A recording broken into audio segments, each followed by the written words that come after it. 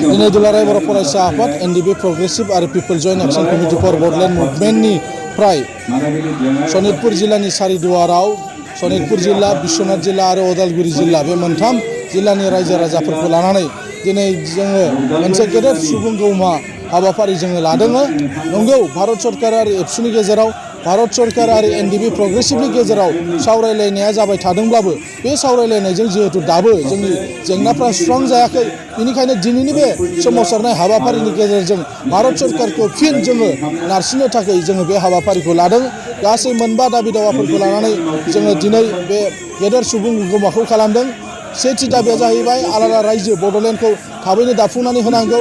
नैथियाव प्रप'ज बड'लेण्डनि बाहेरायाव एबा थांखिजानाय बड'लेण्डनि बाहेरायाव थाबोनाय जि बर'फोर, बे बर'फोरनि थाखाय राजखान्थियारि मोनथायखौ बिथांमोना दाफुंनानै होनांगौ।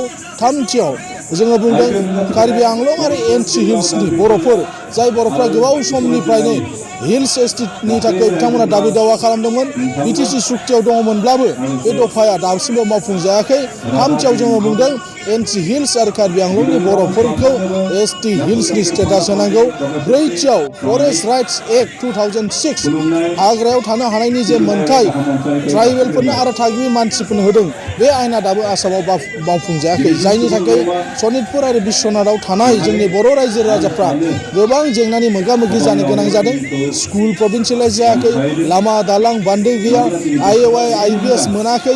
अथच बे मानसिफ्रा एमपिआव भट होनो मोनो, एमएलएआव भट होनो मोनो, नाथायबा बिसोरखौ पन्सायतआव बाहागो लाहोआखै। बेनिखायनो जोङो गोबाव समनिफ्रायनो दाबि दावा खालामबाय थादों। बे दाबिखौबो दानि सरकारा थाबैनो सुफुंना होयो, बेनि थाखाय जों खावलायदों। जाय गामिफ्रा दाबो पन्सायतआव हाबाखै, बे गामिफ्रा जेन पन्सायतआव हाबो, बेखौ लानानै दिनै जों मोनबा जे दाबि दावा, बे दाबि दावाखौ लानानै दिनै गेदेर सुबुंगौमाखौ जोङो खालामदों। दिनै जोङो दुलाराय बर' फरायसा आफाद आरो जोंनि जुथाइ सोमावसारारि आफादफोरनिफ्राय जों होनबोबाय थादों, संकस टु सदियासिम जोंनि प्रप'ज बड'लेण्डआ जागोन आरो बे प्रप'ज बड'लेण्डनि बाहेरायाव थानाय मानसिफोरनि थाखायसो जोङो आलादायै गुबुन राजखान्थियारि दाबि दावानि बाथ्राखौ बुंदों।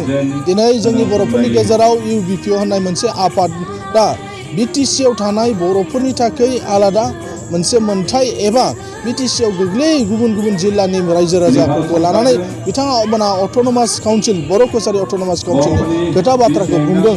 सम सम जों बिथांमोनजोंबो रायज्लायदों। जोंहा बेयाव जेन' सौग्रावलायनाय जेन' जाया, मानोना बड'फाया संकस टु सदियासिम जोंनि जे मेप आलादा रायजोनि जे दाबि दावा बेखौ खालामलांदोंमोन। दिनैबो दुलाराय बर' फरायसा आफाद आरो जोंनि लोब्बा सोमावसारनाय जे आफादफोर दङ, जोङो संकस टु सदियाखौनो जोङो सेपारेट स्टेटनि सिमा हिसाबै जोङो दाबि दावा खालामदों। जेराव दिनै गोबां गुबुन हारिफोर, बे हारिफ्राबो मदद खालामदों।